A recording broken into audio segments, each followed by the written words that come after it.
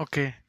जय हिंद दोस्तों, स्वागत है आप सभी का मेरे भाई आपके अपने परिवार में। कैसे हैं आप सभी लोग? उम्मीद करते हैं बहुत ही अच्छे होंगे और अपनी पढ़ाई कर रहे होंगे। तो कक्षा 10वीं का साइंस हमारा अम्ल क्षार एवं लवण वाला चैप्टर जो कि हम लोग कंटिन्यू पढ़ रहे थे, आज उसको हम आगे बढ़ाने वाले हैं और आज हो सकता है कि ये चैप्टर हम फिनिश कर दें। ठीक है, तो आज के लेक्चर में हम क्या देखेंगे? आज के लेक्चर में हम पढ़ेंगे धावन सोडा के बारे में। धावन सोडा क्या होता है, जिसको वॉशिंग पाउडर बोलते हैं, है ना? इसके बारे में आज अच्छे से पढ़ेंगे। इसका रासायनिक सूत्र देखेंगे, रासायनिक नाम क्या है और इसका निर्माण करने के साथ साथ इसका हमारे दैनिक जीवन में यूज क्या होता है, इसको भी देखने वाले हैं। ठीक है, तो बिना किसी देरी के चलिए शुरू करते हैं वीडियो। तो सबसे पहले बात करें इसके रासायनिक सूत्र के ना, जो हमारा धावन सोडा होता है जिसको धोने का सोडा बोलते हैं, यानी जिसे आप लोग देखे होंगे ना, डिटर्जेंट साबुन वगैरह, कपड़ा धोने वाला जो साबुन होता है वो सब इसी के अंदर आता है। वो सब धोने वाला सोडा होता है। ठीक है, पिछले क्लास में हमने खाने के सोडे के बारे में बात किया था, जो हमारा बेकिंग सोडा था जिसको बोल रहे थे NaHCO3, है ना? उसके बारे में हमने अच्छे से पढ़ा, उसके बारे में जाना, उसको सीखे हम लोग। ठीक है, कि कैसे क्या उसको बनाते हैं, उसके बाद ये उसका रासायनिक सूत्र क्या है, रासायनिक नाम क्या है और उसका यूज कहाँ होता है, उपयोग कहाँ होता है, ये सब हमने पिछले लेक्चर में देखा है। तो आज हम किसके बारे में बेसिकली देखने वाले हैं? आज बेसिकली हम देखने वाले हैं धावन सोडा के बारे में, वॉशिंग पाउडर के बारे में। मेरे भाई, अगर हम बात करें इसके रासायनिक सूत्र के बारे में, तो इसका जो रासायनिक सूत्र होता है, यानी कि धावन सोडा का केमिकल फार्मूला जो होता है, ये होता है Na2CO3 डॉट 10H2O। क्या है? Na2CO3 dot 10H2O। एक दो बार आप रिपीट करो मेरे साथ, Na2CO3 डॉट 10H2O। यहाँ पे ये जो यहाँ पे पॉइंट है ना, इसका मतलब ये क्या है? ये हमारा डॉट है। क्या है? डॉट। ये हमारा इसका फार्मूला होता है। आप लोग इसको अच्छे से देख लो, पढ़ लो, समझ लो। इसका अगर रासायनिक नाम बोले ना, इसका रासायनिक नाम, तो इसका रासायनिक नाम अगर आप लोग जानना चाहो, बात कर रहे हैं हम किसके बारे में? बात कर रहे हैं हम धावन सोडा के बारे में। धोने का सोडा जिसको बोलते हैं, वॉशिंग पाउडर बोलते हैं। तो इसका रासायनिक अगर आप नाम देखो ना, केमिकल नेम इसका देखो, तो इसका रासायनिक नाम होता है सोडियम कार्बोनेट डेकाहाइड्रेट। डेका का मतलब 10। यहाँ पे देखो ना, ये जो हमारा जल है ना, जल जल के अणु को बोलते हैं हाइड्रेट। यहाँ कितने जल के अणु हैं? 10, इसलिए इसको बोलते हैं डेकाहाइड्रेट। डेका का मतलब 10 जल के अणु जुड़े हुए हैं। ठीक है, और इधर वाला हमारा क्या है? Sodium carbonate. तो इसका अगर रासायनिक नाम आप लोग जानना चाहें, तो इसका रासायनिक नाम है सोडियम कार्बोनेट। हमारे साथ कॉपी में लिखो, sodium carbonate, sodium carbonate, sodium carbonate Deka hydrate, sodium carbonate Deka hydrate. यहाँ डेकाहाइड्रेट का मतलब जानते हैं क्या है? डेकाहाइड्रेट का मतलब कि जो हमारा सोडियम कार्बोनेट है उसके साथ 10 जल के अणु भी जुड़े हुए हैं। समझ में आया आपको? तो ये हमारा धावन सोडा का रासायनिक सूत्र था, उसका रासायनिक ये नाम है। आप लोग इसको कॉपी में लिखो और समझो अच्छे से। ठीक है, यही हमारा क्या है? यही हमारा वॉशिंग पाउडर होता है। अब इसके निर्माण के बारे में बात करें, यानी कि इसको हम बनाते कैसे हैं, तो सबसे पहले हम बात करेंगे अमोनियम, जो हमारा अमोनिकल ब्राइन विलेन होता है, इसके बारे में बात करेंगे। पिछले क्लास में इसके बारे में हमने बताया था कि जब किसी बर्तन में हम पानी और नमक मिलाते हैं, तो वो जो हमारा सॉल्यूशन बनता है, वो जो हमारा विलेन बनता है, वो हमारा विलेन किसका होता है? वो हमारा ब्राइन का विलेन होता है।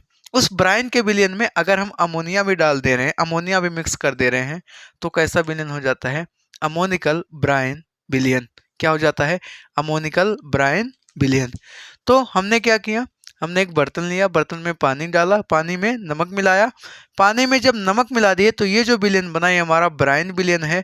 और इसी में ला करके हम हमारा ये अमोनिया भी मिक्स कर दिए, इसी में ला करके हम अमोनिया भी मिक्स कर दिए, तब जो हमारा ये टोटल विलेन बना है, ये हमारा अमोनिकल ब्राइन विलेन है। क्या है? अमोनिकल ब्राइन विलेन। तो इसके निर्माण में सबसे पहले इसमें कई स्टेप होंगे। पहले स्टेप में हम क्या करेंगे? सुनना ध्यान से। पहले स्टेप में ये जो हमारा अमोनिकल ब्राइन का विलयन है ना, पहले स्टेप में क्या करेंगे, इस अमोनिकल ब्राइन के विलयन में हम रासायनिक क्रिया करवाएंगे, किसके साथ, कार्बन डाइऑक्साइड के साथ। तो यहाँ पर अगर आप लोग देखो हमारा ब्राइन का विलयन में क्या क्या है, आप लोग देखो यहाँ ध्यान से, हमारा अमोनिया है ना, अमोनिया के साथ साथ क्या है, हमारा जल भी है, H2O भी है, और क्या है, नमक भी है, NaCl भी है ना। और इसका रिएक्शन करवा रहे हैं किसके साथ, बोलोगे सर आप इसका रिएक्शन करवाओगे कार्बन डाइऑक्साइड, बोले तो CO2 के साथ। किसके साथ, कार्बन डाइऑक्साइड यानी कि CO2 के साथ। तो इसका जब इसके साथ हम रिएक्शन करवाते हैं, किसके बारे में बात कर रहे हैं, किसके बारे में बात कर रहे हैं, एक बार 2-3 बार रिपीट करो कि यहाँ से यहाँ तक अगर आप लोग देखो तो यहाँ से यहाँ तक ये जो हमारा है, ये हमारा क्या है, ये हमारा है अमोनिकल, अमोनिकल, बोलो मेरे साथ, ये क्या है, अमोनिकल ब्राइन विलयन है, अमोनिकल ब्राइन सॉल्यूशन है, अमोनिकल ब्राइन क्या है, विलयन है। आप लोग जितनी बार पढ़ोगे ना, मेरे साथ साथ अगर आप लोग रिपीट करते रहोगे तो ये चीज़ें आपको ज़्यादा याद हो जाएंगी, ठीक है। इसीलिए मैं बार बार रिपीट कर रहा हूँ, बार बार बोल रहा हूँ, तो आप उसको दिमाग में कंटिन्यू रीड करो। रीड करने से क्या होगा, आप ये चीज़ अच्छे से समझ पाओगे कि हमारा अमोनिकल ब्राइन विलयन होता क्या है ना, अमोनिकल ब्राइन विलयन होता क्या है। तो इसमें क्या होगा, देखो ये हमारा अमोनिकल ब्राइन विलयन है और ये हमारा क्या है, कार्बन डाइऑक्साइड, बोले तो CO2। इसके साथ जब हम क्रिया करवाते हैं तो हमारा क्या क्या बनता है, अगर आप लोग ध्यान से देखो ना, तो यहाँ पे बनेगा हमारा NaHCO3 और प्लस का NH4Cl, NH4Cl। अगर आप लोग ध्यान से देखो ना, तो ये वही चीज़ है जो हमने, जिसके बारे में कल हमने पढ़ा था। यानी ये हमारा क्या है, ये हमारा है सोडियम हाइड्रोजन कार्बोनेट। अरे कल हमने इसके बारे में तो बहुत अच्छे से पढ़ाया था। ये हमारा क्या बना, सोडियम हाइड्रोजन कार्बोनेट। क्या बनाए, सोडियम हाइड्रोजन कार्बोनेट। और साइड में और हमारा क्या बना है, और हमारा बना है अमोनियम क्लोराइड। ये जो हमारा बन के आया ना, ये हमारा क्या है, अमोनियम क्लोराइड। अमोनियम क्लोराइड का दूसरा नाम क्या है, अगर आपको पता है तो कमेंट बॉक्स में लिख दो कि ये जो हमारा है, ये क्या है, अमोनियम क्लोराइड, जिसको बोलते हैं गांव में देसी भाषा में क्या बोलते हैं, हमने बताया था कि इसको लोबान बोलते हैं, ठीक है। तो जो हमारा ये हमारा सोडियम हाइड्रोजन कार्बोनेट बना है, इसके अलावा भी हमारा अमोनियम क्लोराइड बन जाता है। क्या क्या किया हमने पहले स्टेप में, एक बार आप लोग फिर से बोलो, हमने पहले स्टेप में किया क्या, हमने अमोनिकल ब्राइन के विलयन में कार्बन डाइऑक्साइड गैस के साथ क्रिया करवाया, तब हमारा सोडियम हाइड्रोजन कार्बोनेट बना और अमोनियम क्लोराइड प्राप्त हुआ, ठीक है। यहाँ पर किसी को अगर इस रिएक्शन में किसी को कोई भी प्रॉब्लम हो तो पूछ सकता है, ठीक है। इसके बाद इसके आगे का हम देखते हैं। अगर आप लोग यहाँ पे क्या किए, अगर इसका स्टेप बाय स्टेप ऐसे हिंदी भी लिखना चाहो तो क्या लिखेंगे, आप लोग लिखना, जब अमोनिकल ब्राइन विलयन में, लिखना जब अमोनिकल ब्राइन विलयन में कार्बन डाइऑक्साइड गैस के साथ क्रिया करवाते हैं तो हमारा सोडियम हाइड्रोजन कार्बोनेट, जिसको बेकिंग सोडा बोलते हैं, और हमारा अमोनियम क्लोराइड प्राप्त होता है। पहले स्टेप में समझ में आ गया हमने क्या किया, अमोनिकल ब्राइन विलयन का क्रिया करवाया किसके साथ, कार्बन डाइऑक्साइड गैस के साथ, और हमारा क्या बना, सोडियम हाइड्रोजन कार्बोनेट और हमारा अमोनियम क्लोराइड, ठीक है। अगली बार क्या करेंगे, अगर आप लोग चाहो ना तो इसको लिख भी सकते हो, चलो आप यहाँ पर लिख दो एक स्टेप में, ठीक है। इसको हम रफ करते हैं, ठीक है, इसको हमने बता दिया आपको कैसे क्या करना है, इसको हम रफ करते हैं, यहाँ साइड में लिख देते हैं, ठीक है।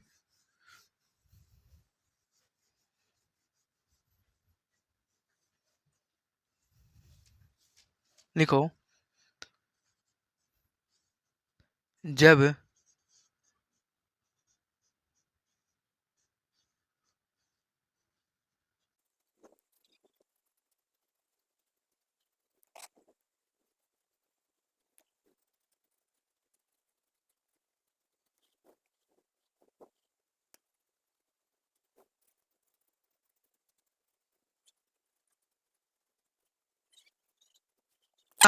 तो हमने क्या बताया, हमने यही बताया कि ये जो पूरा प्रोसेस इसमें हमने किया क्या है, इस पूरे प्रोसेस में हमने क्या किया कि यहाँ पर देखो हमने लिखा भी है कि जब हम अमोनिकल ब्रायन विलयन में CO2 गैस से क्रिया करवाते हैं, अमोनिकल ब्रायन का विलयन हमने बता दिया आपको, इसमें हम CO2 गैस से क्रिया करवाएंगे तब जाकर के हमारा सोडियम हाइड्रोजन कार्बोनेट प्राप्त होता है और यही हमारा क्या होता है, बेकिंग सोडा होता है।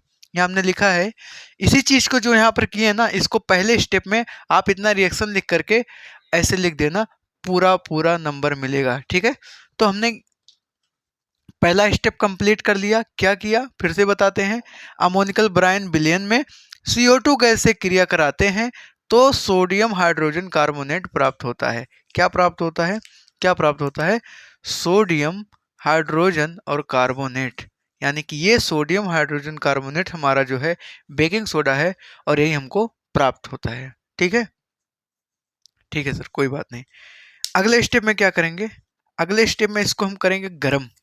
अगले स्टेप में क्या करेंगे, गरम करेंगे। अब ये आप लोग मत बोलना कि सर आपने अमोनियम क्लोराइड को यहाँ पर नहीं लिखा, अरे इसकी हमें कोई ज़रूरत नहीं है, जिसका हमें काम है उसी को हम लिखते हैं। ठीक है, तो यहाँ पर दूसरे स्टेप में हम क्या करेंगे, दूसरे स्टेप में हम ये करेंगे कि ये जो हमारा सोडियम हाइड्रोजन कार्बोनेट है, जिसको हम क्या बोलते हैं, यही तो है हमारा NaH और CO3, इसको हम बेसिकली कुछ करेंगे नहीं, इसको हम क्या कर देंगे, गरम करेंगे। क्या करेंगे, गरम करेंगे। केमिस्ट्री में ना गरम करने को क्या बोलते हैं, ऐसे डेल्टा का सिंबल देते हैं। केमिस्ट्री में अगर ऐसे डेल्टा का सिंबल है तो आप समझ जाओ वहाँ पर हम क्या कर रहे हैं, उसको क्या कर रहे हैं, गरम कर रहे हैं। क्या कर रहे हैं, गरम कर रहे हैं। और जब इसको हम गरम करते हैं ना तो इसमें जानते हो हमारा क्या बनता है, सोडियम कार्बोनेट बनता है। बोले तो Na2CO3 बनेगा और प्लस में हमारे कुछ CO2 गैस निकलेंगे और हमारा कुछ जल निकल जाएगा। बोलोगे जी सर समझ में आ गया। हमने क्या किया, कुछ किया नहीं, जो हमारा सोडियम हाइड्रोजन कार्बोनेट प्राप्त हुआ था, इस रिएक्शन में जो हमारा sodium hydrogen gas sodium hydrogen carbonate प्राप्त हुआ था ना, इसको हमने क्या किया, गरम कर दिया। गरम करने के बाद ये जो मिला ये हमारा सोडियम कार्बोनेट है और कार्बन डाइऑक्साइड गैस और हमारा ये जल मिलता है। ठीक है, आप यहाँ पर देखो, यहाँ पर लिखो, ये जो नया मेहमान आया है ये हमारा क्या है, ये जो हमारा है ये हमारा Na2, एक मिनट इसका हम नाम लिखते हैं, ये हमारा क्या है, ये है सोडियम कार्बोनेट। क्या है, क्या है, सोडियम कार्बोनेट, सोडियम कार्बोनेट। हाँ, ये हमारा क्या है, सोडियम कार्बोनेट। ठीक है, तो इसी स्टेप को अगर आप चाहो तो दूसरे स्टेप के नीचे भी लिख सकते हो। क्या लिख सकते हो कि जब हम सोडियम हाइड्रोजन कार्बोनेट को गर्म करते हैं, क्या लिखोगे कि जब हम सोडियम हाइड्रोजन कार्बोनेट को गर्म करते हैं तो गर्म करने पर हमें सोडियम कार्बोनेट प्राप्त होता है और CO2 गैस निकलता है और जल मिलता है। समझ में आ गया आपको कि ये जो हमारा सोडियम हाइड्रोजन कार्बोनेट था, इसको हमने उठाया और क्या किया, गर्म कर दिया। डेल्टा का सिंबल होने का मतलब है केमिस्ट्री में गर्म कर रहे हैं। गर्म करने के बाद हमें सोडियम कार्बोनेट प्राप्त होता है। ठीक है, इसी चीज को आपको लिखना है। तो यहाँ पर फटाफट लिख दो, दूसरा स्टेप लिखो, प्राप्त हाइड्रोजन सोडियम हाइड्रोजन कार्बोनेट को प्राप्त, अरे प्राप्त हुआ था ना ये सोडियम हाइड्रोजन कार्बोनेट, प्राप्त प्राप्त सोडियम हाइड्रोजन कार्बोनेट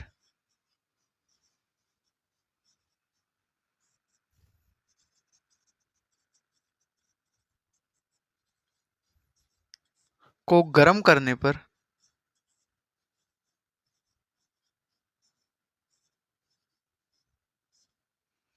प्राप्त सोडियम हाइड्रोजन कार्बोनेट को गर्म करने पर सोडियम कार्बोनेट प्राप्त होता है।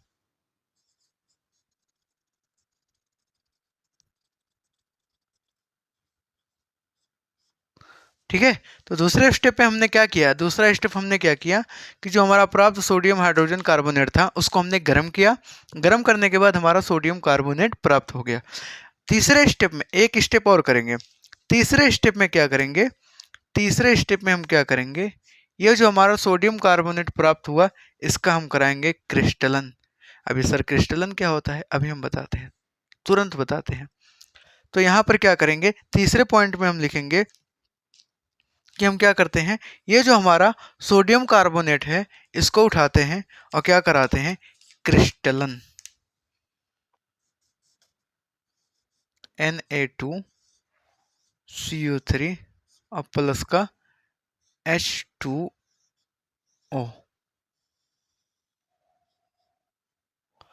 अब जा करके जो हमारा बनाएगा ना, ये हमारा बनाएगा फाइनल Na2CO3 डॉट 10H2O। आप लोग प्यार से रिएक्शन देखो, हमने क्या किया, जो सोडियम कार्बोनेट था इसका हम क्या करवा दिए, क्रिस्टलन। क्रिस्टलन करवाने का मतलब है कि उसमें जल का रिएक्शन करवा दें, जल से उसमें एक क्रिया करवा दें, उसमें जल मिला दें, ऐसा होता है। ठीक है, तो हमने जो हमारा सोडियम कार्बोनेट था उसमें हमने जल के अणु के साथ क्या किया, क्रिया करवाया, और हमारा क्या बन गया, सोडियम कार्बोनेट डेकाहाइड्रेट। डेकाहाइड्रेट का मतलब क्या है, डेकाहाइड्रेट का मतलब क्या है कि इसमें जल के कितने अणु हैं, बोलोगे सर 10, यानी कि इसमें जल के अणु कितने हैं, 10 है। इसमें कितने जल के अणु है, बोलोगे सर 10 है। ठीक है, तो आप लोग देखो सोडियम कार्बोनेट से सेम है, यहाँ 10 जल के अणु हैं, तो यानी कि पक्का जो हम क्रिया करवाए हैं ये जल के कितने अणु होंगे, 10। ठीक है, तो हमने क्या बताया, हमने क्या बताया कि जो हमारा सोडियम कार्बोनेट था, ये सोडियम कार्बोनेट, इसको हमने उठाया और इसका जल का करा दिया क्रिस्टलन, जल के साथ क्रिया करवा दिया। और जल के साथ जब क्रिया कराया, देखो यहाँ जल का, देखो क्रिया कराना अलग चीज है, क्रिस्टलन अलग है। क्रिस्टलन क्या होता है, जल का क्रिस्टलन क्या होता है अभी हम सिखाएंगे इसको, लेकिन आप जान लो जो भी हमारा साल्ट रहता है, ये हमारा एक साल्ट है, लवण है, लवण के साथ हम किसी फिक्स जल के फिक्स अणुओं की क्या करते हैं, क्रिया करवाते हैं। ये जो है ना, अभी हम समझाएंगे इसके बारे में अच्छे से कि यहाँ पर ये जो है ना, ये जल का क्रिस्टलन यहाँ पर हो रहा है। जल यानी कि लवणों, जो हमारा लवण है ना, लवण, इसके एक ही सूत्र है, ये हमारा लवण का एक ही सूत्र है, और इसके साथ एक निश्चित जल का अणु जा करके जुड़ रहा है। मतलब ये एक लवण है, ठीक है भाई, इस लवण के साथ जल के निश्चित अणु जुड़ रहे हैं, जल के निश्चित अणु हैं, यहाँ 10 जल के अणु हैं, 5 हो सकते हैं, 4 हो सकते, फिक्स रहेंगे, ऐसा नहीं किसी भी अमाउंट में यहाँ पर जल ले लेंगे। तो इस लवण के साथ, इस लवण के साथ आप देखो तो जल के एक निश्चित अणु जुड़ रहे हैं। तो जब किसी लवण सूत्र के साथ, जब किसी लवण सूत्र के साथ जल के निश्चित अणुओं की संख्या जुड़ती है तो उसको हम जल का क्रिस्टलन बोलते हैं। ठीक है, अभी हम आगे बताते हैं इसके बारे में। तो यहाँ पर आप देखो, ये हमारा क्या था, सोडियम कार्बोनेट था। सोडियम कार्बोनेट का हम जल के साथ क्रिया करवाएं, ये जो हमारा बन के आया है, यही हमारा फाइनल क्या है, यही हमारा फाइनल क्या है, धावन सोडा है। क्या है, धावन सोडा है। धावन सोडा को बोलते हैं वॉशिंग पाउडर। क्या बोलते हैं, वॉशिंग पाउडर। ठीक है, तो ये हमारा क्या बन करके आया, धावन सोडा। बोल देता हूँ, वॉशिंग पाउडर।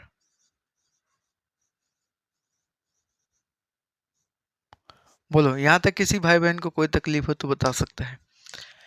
अब एक बार हम फिर से एक बार, अच्छा यहाँ पर ये इसका भी थ्योरी आप अगर लिखना चाहो ना तो लिख सकते हो। लिखो, पुनः पुनः प्राप्त पुनः प्राप्त सोडियम कार्बोनेट का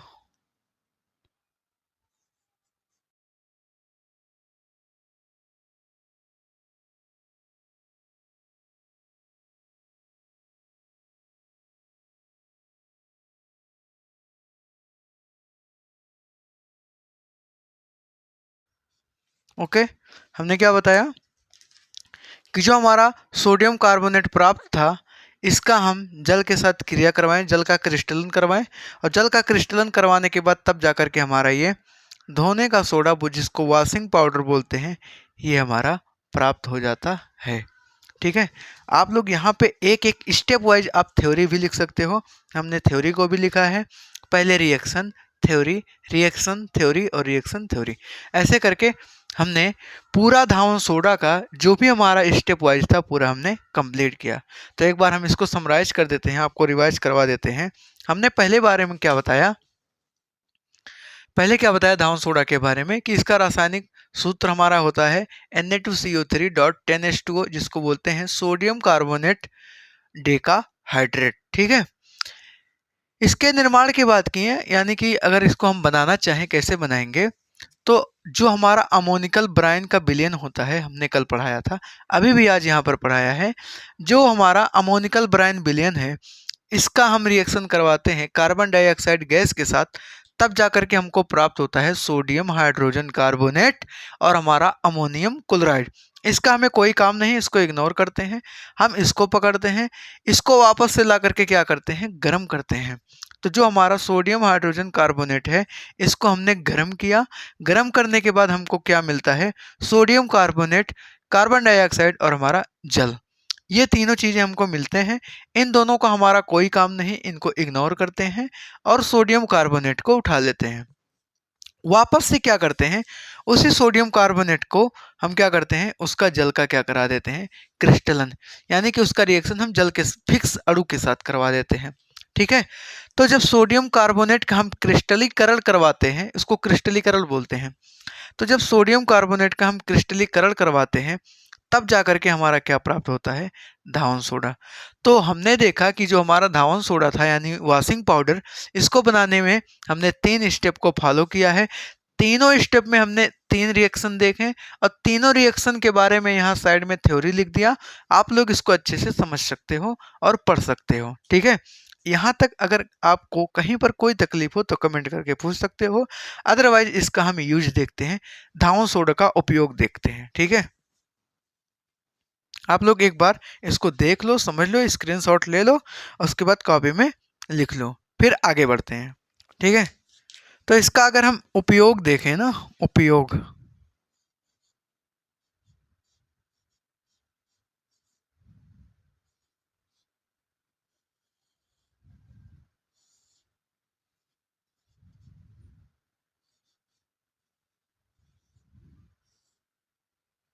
ठीक है, यूज देखें अगर, तो इसका सबसे पहला पॉइंट आप लिख लो, साबुन व डिटर्जेंट बनाने में, मतलब जो हम साबुन वगैरह बनाते हैं, डिटर्जेंट वगैरह, वो किस, उसमें क्या हमारा होता है, ये यही होता है, बोले तो धावन सोडा होता है, वॉशिंग पाउडर होता है। ठीक है, तो आप लिख लो, पहला पॉइंट इसमें लिखो, क्या लिखोगे, साबुन व अपमार्जक बनाने में, साबुन को ही बोलते हैं, अपमार्जक माने सरफ होता है, साबुन व अपमार्जक,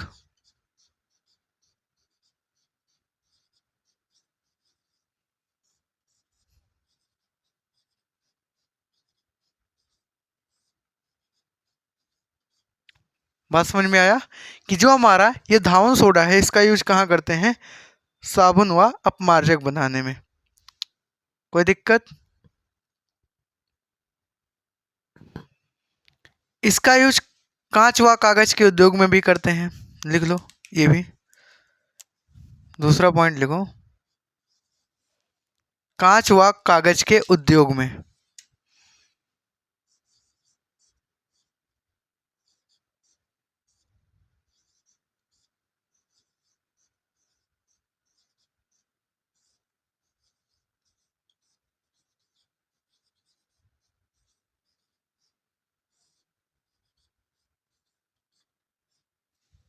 ठीक है, अगला लिखो,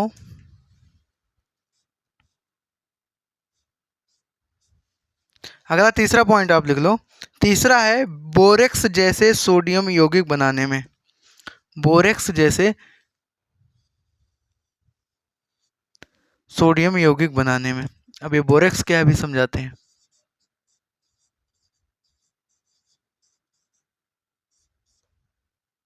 बोरेक्स जैसे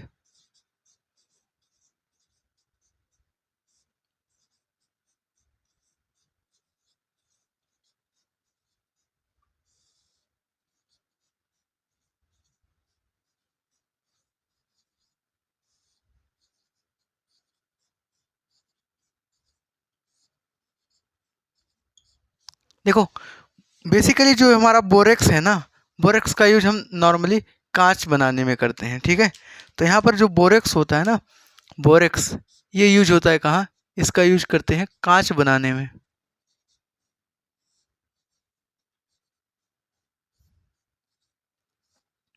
कांच बनाने में इसका यूज करते हैं। तो उस बोरेक्स का हम उपयोग कहाँ करते हैं? सोडियम जैसे कुछ यौगिक बनाने में। अब बोरेक्स क्या होता है ये हमने बता दिया कि बोरेक्स का यूज क्या करते हैं हम? कांच बनाने में करते हैं, ठीक है। इसके बाद लास्ट हमारा है जल की अस्थायी कठोरता को दूर करने में। चौथा हमारा लिख लो, जल की अस्थायी कठोरता को दूर करने में। ब्लैक से ही लिख देता हूँ।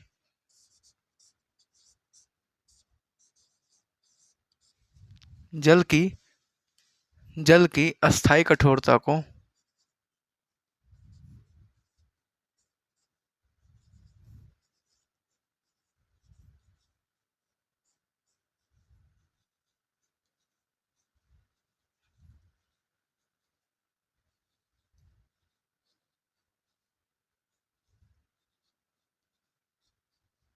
ठीक है, आप लोग को दिख रहा है क्या? चौथा पॉइंट हमारा क्या है कि जल की अस्थायी कठोरता को दूर करने में, ठीक है। तो ये हमारे क्या थे? ये हमने बताया किसके बारे में? धावन सोडा के बारे में, यानी कि इसका रासायनिक नाम पूरा बताया, इसके निर्माण का स्टेप बताया और इसका यूज साबुन व अपमार्जक बनाने में, लकड़ी व कागज के कार्य सॉरी। तो इसका हमने क्या बताया पूरा? ये इसका रासायनिक सूत्र बताया, पूरे स्टेप बताए कैसे इसको बनाते हैं। उसके बाद हमने क्या बताया? इसका उपयोग क्या है साबुन व अपमार्जक बनाने में, कांच व कागज के उद्योग में, और हमारा बोरेक्स जैसे सोडियम यौगिक बनाने में। बोरेक्स क्या होता है हमने बताया ना कि इसका यूज कहाँ करते हैं हम? कांच बनाने में। चौथा हमारा है जल की अस्थायी कठोरता को दूर करने में, ठीक है। तो ये हमारे इसके यूज हैं, आप लोग इसको कॉपी में लिखो, ठीक है। उसके बाद ये हमारा टॉपिक खत्म होता है। इसके बाद हम कुछ आगे बताते हैं, जल का क्रिस्टलन वगैरह क्या होता है ये बताते हैं। उसके बाद हमारा एक लास्ट टॉपिक है प्लास्टर ऑफ पेरिस, ठीक है। तो इसको हम मिटाते हैं, उसके बाद आगे बढ़ते हैं, ठीक है। तो इसके बाद हमारा अगला टॉपिक है जिसको बोलते हैं क्रिस्टलन का जल। अब ये क्रिस्टलन का जल क्या है, इसके बारे में हम बात करने वाले हैं। तो क्रिस्टलन का जल के बारे में बात करें, देखो, जो हमारा साल्ट बना रहता है लवण, उसके साथ जल के अणु जा करके जुड़ते हैं।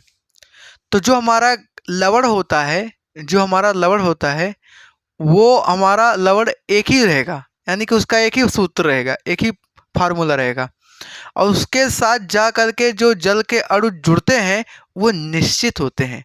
तो मतलब लवण का जो फार्मूला होता है उसके एक ही सूत्र में, सुना ध्यान से, जो लवण का हमारा फार्मूला रहेगा, जो हमारा एक साल्ट बना रहेगा, उसके एक ही सूत्र के साथ जाकर के जो निश्चित हमारे फिक्स जल के अणु जुड़ते हैं उसको क्या बोलते हैं हम? क्रिस्टलन का जल बोलते हैं। समझ में आया? लिखो फटाफट कॉपी में कि लवणों के, लिखो,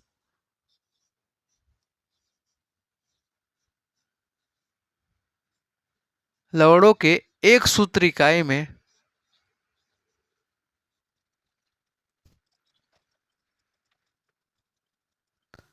लवणों के एक सूत्र इकाई में निश्चित जल के अणुओं की संख्या,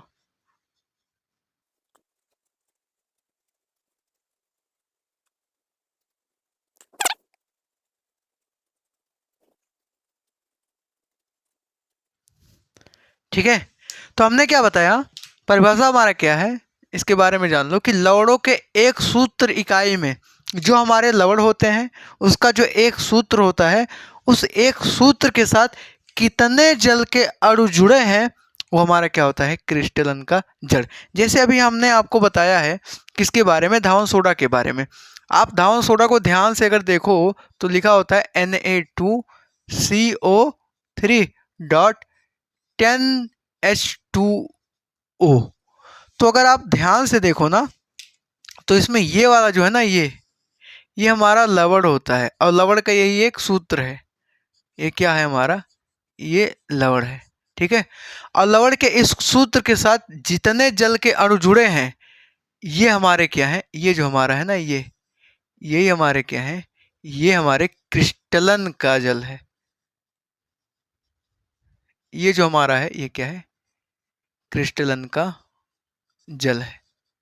बोलो समझ में आया क्या? कि ये जो हमारा लवण है ना, ये लवण, इस लवण के साथ जो जल के अणु जुड़े हैं वही जल के अणु क्या है? क्रिस्टलन के जल हैं। बात समझ में आया? एक और एग्जांपल ले क्या?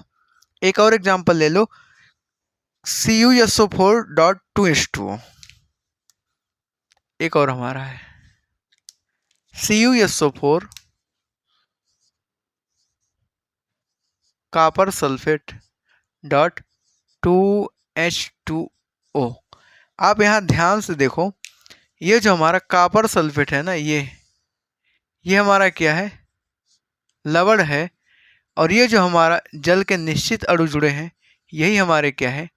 क्रिस्टलन के क्या है? जल है। यानी कि 2H2O हमारा क्या है?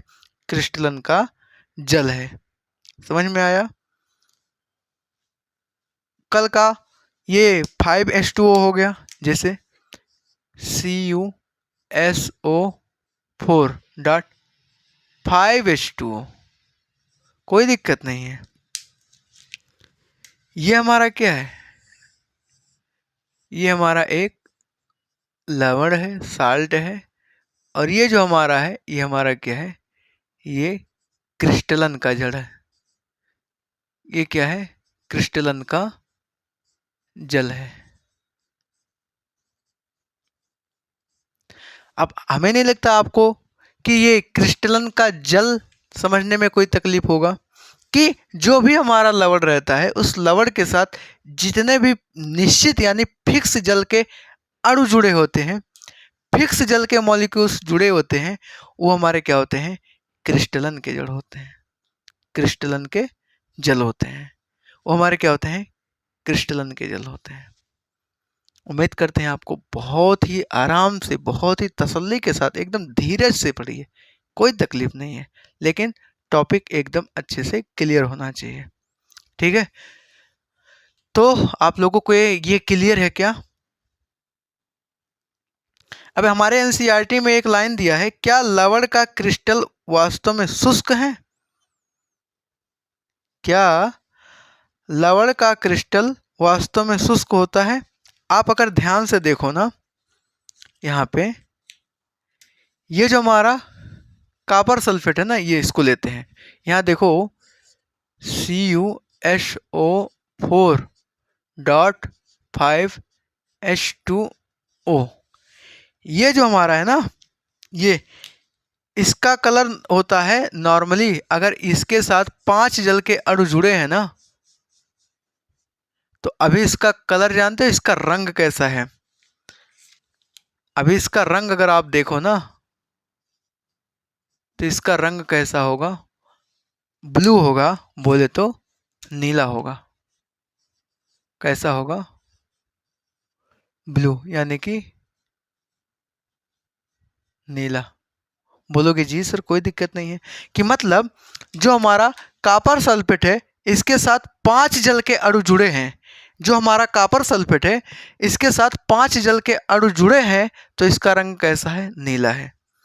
इसको हम गर्म करते हैं, और जब गर्म करेंगे तो जल के अणु गायब हो जाएंगे। चलो देखते हैं। बाद में इसको हम क्या करते हैं? इसको करते हैं गर्म। तो जो हमारा CuSO4.5H2O था, इसको हमने किया क्या? इसको हम करते हैं गरम। और जब गरम करेंगे तो इसमें से क्या होगा?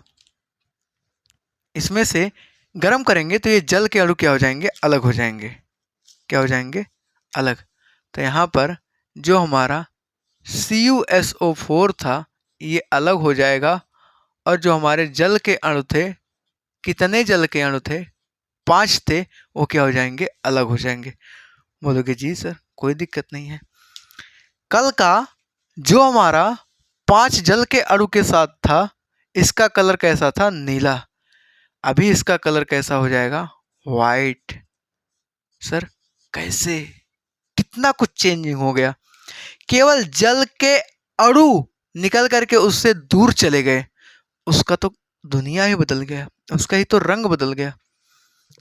समझे यहाँ पे कि अगर सर जब तक जल इसके पास था तब तक इसका जिंदगी एकदम नीला नीला था, एकदम अच्छा था। हमने इसको किया गरम, और जब गरम किए तो इसमें से जल निकल गए, और जब जल निकल गए तो इसका ज़िंदगी एकदम सादा सादा हो गया, यानी कि ये वाइट कलर का हो गया। तो मतलब इस कॉपर सल्फेट के अंदर पहले अगर कलर आया था तो जल की वजह से आया। बिल्कुल सही बात है कि अगर इस कॉपर सल्फेट में वापस से अगर हम जल मिला दें तो वापस से ये चांसेस है कि हमारा कॉपर सल्फेट नीला बन जाएगा। बिल्कुल सही है ना। तो यहाँ पर ये जो हमारा कॉपर सल्फेट आया था, बाद में जब इसको गर्म किए तो इसका कलर कैसा आया, इसका कलर वाइट हो गया। वापस से ये जो हमारा कॉपर सल्फेट है CuSO4 प्लस का, इसके साथ अगर हम 5 जल के अणु और ऐड कर दें तो पता है ये हमारा फिर से वही बन जाएगा CuSO4 dot CuSO4 dot CuSO4 dot 5H2O। जो ये बेचारा पहले वाइट हुआ था वो वापस से कैसा हो गया, वापस से ये ब्लू हो गया, नीला हो गया। तो मतलब सर यहाँ पर हम देख सकते हैं कि जो हमारा ये क्रिस्टल था, यानी कि कॉपर सल्फेट जो हमारा था, इसके अंदर जब हमने जल मिलाया तो वापस से कैसा हो गया, ब्लू कलर का हो गया। तो मतलब इसके अंदर ये जो कलर आया ये जल की वजह से आया। ठीक है, तो ये हमारा एनसीईआरटी में दिया हुआ था, आप इसको कॉपी में मन करेगा तो नोट कर लेना, अच्छी चीज़ें हैं, सीखने को मिलेगा कि जब कॉपर सल्फेट के अंदर जल के अणु होते हैं, जब कॉपर सल्फेट के पास जल के अणु होते हैं, 5 जल के अणु होते हैं तो उसका रंग नीला होता है। लेकिन अगर वही जल के अणु निकल जाते हैं, गर्म कर देते हैं, तो उसका कलर वाइट यानी कि सफ़ेद हो जाता है। ठीक है, तो उम्मीद करते हैं आपको यहाँ तक समझने में कोई दिक्कत नहीं होगा, कोई तकलीफ नहीं होगा, आप लोग आराम से सीख सकते हैं। ठीक है, तो आप लोग इसको कॉपी में लिखो। इसके बाद अगला हमारा हेडिंग है जिसको बोलते हैं प्लास्टर ऑफ पेरिस। क्या बोलते हैं, प्लास्टर ऑफ पेरिस। तो अगला हेडिंग आप लगाओ, plaster of Paris.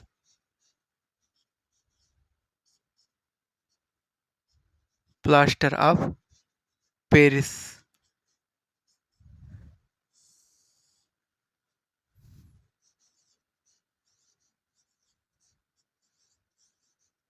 Plaster of Paris.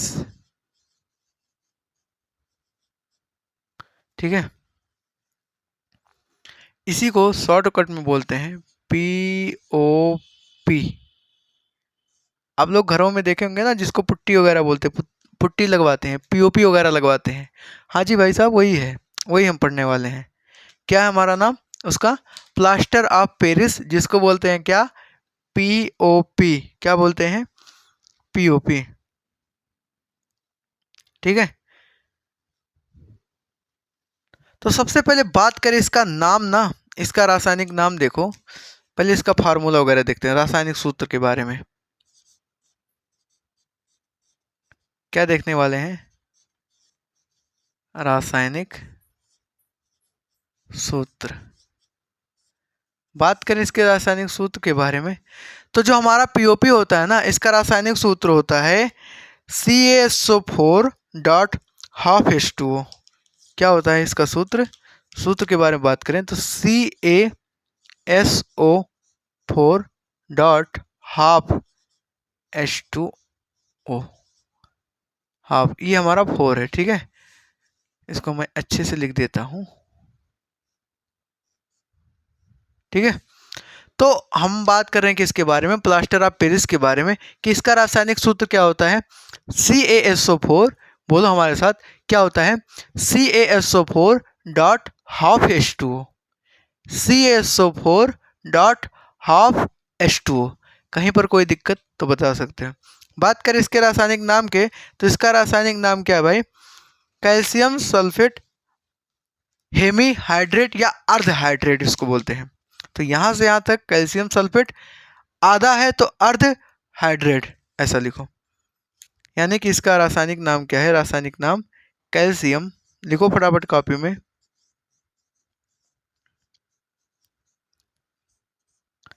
Calcium sulphate, calcium sulphate hemihydrate, या इसको अर्धहाइड्रेट भी बोलते हैं, हाइड्रेट। ठीक है, यहाँ पे हाइड्रेट है, ठीक है, आप लोग देख लेंगे। ठीक है, तो हम बात की किसके बारे में? प्लास्टर ऑफ पेरिस के बारे में। इसका रासायनिक सूत्र क्या होता है? CaSO4.2H2O, जिसको बोलते हैं कैल्शियम सल्फेट हेमीहाइड्रेट। इसको बनाते कैसे हैं? इसको बनाने के लिए हम क्या करते हैं? जिप्सम, जिप्सम हमारा क्या होता है? जिप्सम को हम क्या करते हैं? जिप्सम को 373 डिग्री केल्विन पे गर्म कर देते हैं। क्या करते हैं? जिप्सम को 373 डिग्री केल्विन पर गर्म कर देते हैं। देखो बेसिकली होता क्या है, जो हमारा जिप्सम होता है ना, जिप्सम वो इसी का रूप होता है, इसी का। यानी कि जिप्सम के बारे में अगर बात करें, इसके हम निर्माण के बारे में पढ़ रहे हैं ना, तो निर्माण यहाँ देखते हैं। चलो यहाँ मैं हेडिंग लगा देता हूँ, निर्माण, आप लोग अपने कॉपी में लगा लो, निर्माण प्रिपरेशन कैसे बनाते हैं।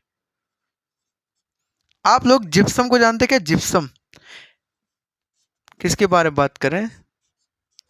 जिप्सम, ये जो जिप्सम होता है ना, जिप्सम वही चीज है, उसी का रूप है। यानी कि ये कैल्शियम सल्फेट होता है और डॉट 2H2O होता है। ये हमारा क्या है? ये हमारा जिप्सम है। क्या है? जिप्सम। तो सर इसमें डिफरेंस क्या है?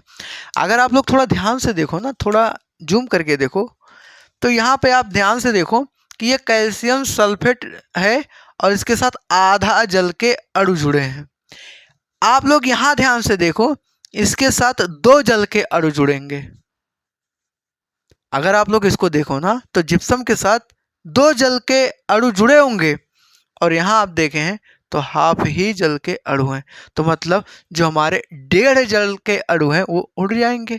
कैसे उड़ेंगे? जब जिप्सम को हम क्या करेंगे? गर्म करेंगे। तो ये हमारा जो जिप्सम है, इसको हम क्या करते हैं? गर्म करते हैं। क्या करते हैं? गर्म करते हैं। कितने पे? 373 डिग्री केल्विन पे, है ना। 373 डिग्री केल्विन पे हम क्या करते हैं? इसको गर्म करते हैं। और जब हम इसको 373 डिग्री केल्विन पे गर्म करेंगे, तो जानते हो पूरा वक्त बदल जाएगा, चाल बदल जाएगा, जज्बात बदल जाएगा कि इसमें से 1.5 जल के अणु क्या करेंगे? निकल जाएंगे। तो 1.5 निकल जाएंगे तो बचेगा कितना? CaSO4 dot half H2O plus का 1 सही, एक सही प्लस 1, यानी कि 1/2 हमारा क्या होगा? जल के अणु बच जाएंगे। यानी प्लस का 1 सही 1/2 हमारे, यानी कि ये 1.5 जल के अणु क्या करेंगे? दूर निकल जाएंगे। क्या निकल जाएंगे? कहाँ चले जाएंगे? दूर चले जाएंगे। तो ये हमारे क्या हो जाएंगे? ये बाहर हो जाएंगे, आउट हो जाएंगे। और ये जो हमारा बचा है, ये हमारा क्या है? यही हमारा क्या है? यही हमारा है। ये हमारा क्या है? ये POP बोले तो प्लास्टर ऑफ पेरिस है। बोलो बात समझ में आया क्या? सर जिप्सम को क्या करेंगे? एक बार रिवाइज करो हमारे साथ कि जिप्सम में 2 जल के अणु होते हैं। सेम फार्मूला है, फार्मूले में कोई चेंजिंग नहीं है। जो हमारे जिप्सम का फार्मूला है, ये क्या है? CaSO4.2H2O है। इसको जब हम गर्म करेंगे तो गर्म करने के बाद क्या होगा? इसमें से जल के जो एक और क्या होता है? इसमें जल के 1.5 अणु बाहर निकल जाएंगे, तो बचेगा आधा जल के अणु। जल के 2 अणु में से 1.5 जल के अणु क्या करेंगे? बाहर निकल जाएंगे। तो उसके साथ आधा ही जल के अणु बचेंगे, और आधा ही जल के अणु बचेंगे तो वही हमारा क्या होगा, पीओपी बनेगा। वहां जिप्सम के साथ 2 जल के अणु थे, हमको 1.5 जल के अणु को भगाना है वहां से, और भगाना है तो गर्म करना है, और जब गर्म करेंगे तो ये भाग जाएंगे, जब भाग जाएंगे तो हमें क्या बन जाएगा, हमारा पीओपी बन जाएगा। ठीक है, क्या इसी को आप 2 लाइन में लिख नहीं सकते? लिखो फटाफट कि लिखो जिप्सम को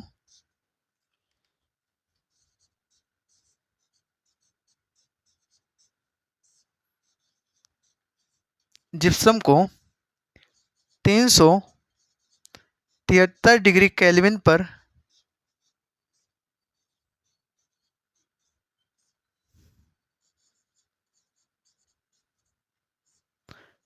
गर्म करने पर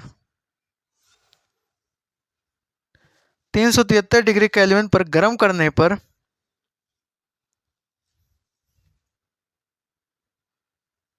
1.5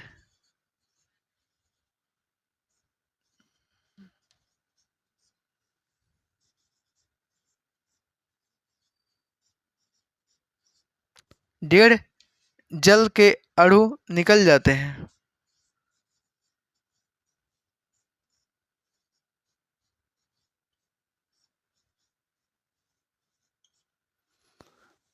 डेढ़ जल के अणु निकल जाते हैं, यौम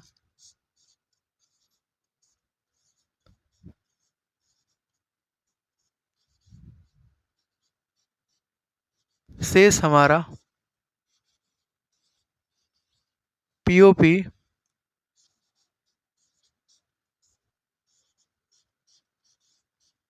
बन जाता है। बोलोगे जी सर, समझ में आ गया, एकदम मजा आ गया, समझ में आ गया, कहीं पर कोई तकलीफ नहीं है। कि हमने क्या किया भैया, ये जो हमारा जिप्सम था, इस जिप्सम को 373 डिग्री केल्विन पे क्या किए, गर्म कर दिए। तो इस जिप्सम को 373 डिग्री केल्विन पर जब गर्म किए तो गर्म करने पर क्या हुआ, हमारा पीओपी बना, यानी कि प्लास्टर ऑफ पेरिस बना। ठीक है, इसी बात को हमने क्या किया, यहाँ पे लिख दिया। अब जब ये आधे जल के अणु बचेंगे तो यानी कि इसमें से 1.5 जल के अणु क्या करेंगे, बाहर निकल जाएंगे। वही हमको करवाना था, गर्म करने का मतलब क्या है कि इसमें से 1.5 जल के अणु को क्या करेंगे, बाहर निकाल लेंगे। तो आधे जल के अणु अगर इसके साथ बचे हैं तो ये हमारा क्या है, ये हमारा प्लास्टर ऑफ पेरिस है। ठीक है, आप लोग ऐसे एक रिएक्शन लिखो, उसके साइड में उसका थोड़ा सा थ्योरी लिख लो, उसके बाद बात बन जाएगी। आइए इसका उपयोग देखते हैं कि इसका हम यूज कहाँ करते हैं, उसके बाद क्लास को ख़त्म करते हैं।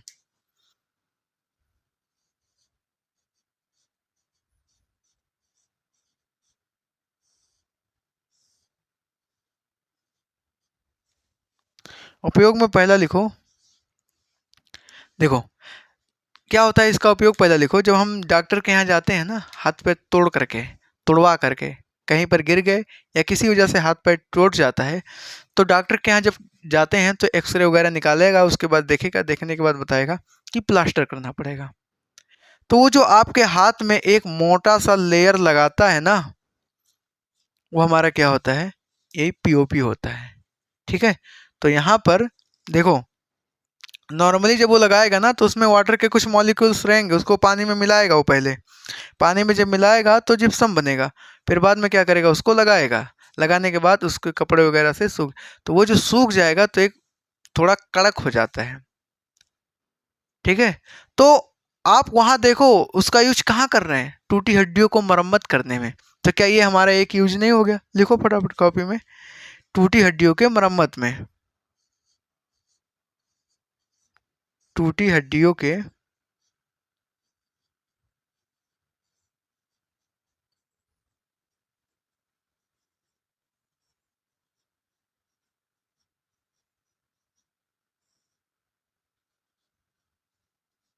ठीक है, बोलोगे जी सर, मजा आ गया। अगला हमारा क्या है, मूर्ति बनाने में, मूर्ति व घरों के सजावटी सामान बनाने में, ऐसा भी लिखो। अच्छा पहले दूसरा पॉइंट लिख लो, मूर्ति बनाने में, भाई बहुत सारी मूर्तियां होती हैं जो हमारे पीओपी की बनती हैं। ठीक है, तो उसको क्या बोलते हैं, उसका यूज हो जाता है, लिखो मूर्ति बनाने में, मूर्ति व खिलौना बनाने में, ऐसा लिखो।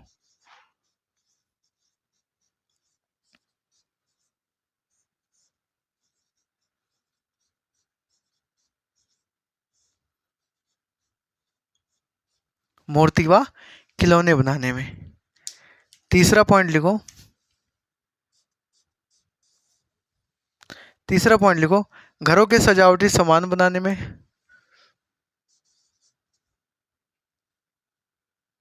हाँ, घरों की सजावटी में ऐसा लिखो।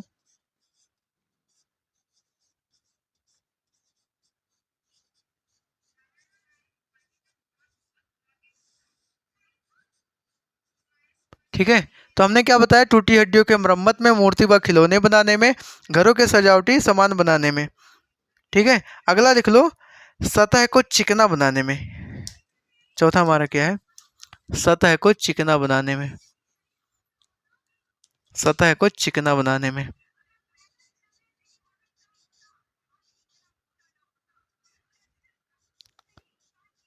सतह को चिकना बनाने में, यानी भी कोई भी हमारा सरफेस है ना, अगर वो खुरदुरा होता है तो उसको हम क्या करते हैं, उसके ऊपर ये पीओपी लगाते हैं तो कैसा हो जाता है, चिकना हो जाता है। ठीक है, तो ये हमारा पूरा आज का टॉपिक था, जिसमें हमने पूरा अच्छे से कवर किया, प्लास्टर ऑफ पेरिस के बारे में देखा है ना, और जल का क्रिस्टलन देखा। इसके पहले हमने अभी धावन सोडा के बारे में देखा। ठीक है, तो ये हमारा चैप्टर यहाँ पर समाप्त होता है। बाकी इसके बाद हम नेक्स्ट चैप्टर की प्लानिंग करेंगे। ठीक है, तो आप लोग को चैप्टर पूरा समझ में आया है कि नहीं, कहीं पर कोई डाउट हो तो कमेंट बॉक्स में पूछ सकते हैं।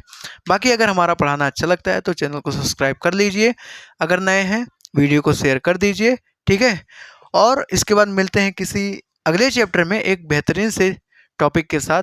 तब तक के लिए बाय बाय, जय हिंद, टेक केयर।